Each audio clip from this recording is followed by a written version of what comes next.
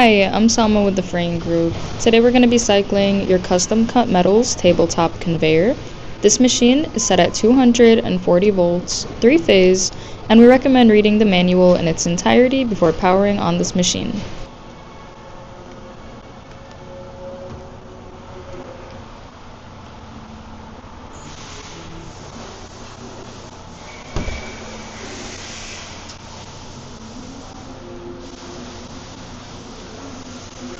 We will now be demonstrating variable speed.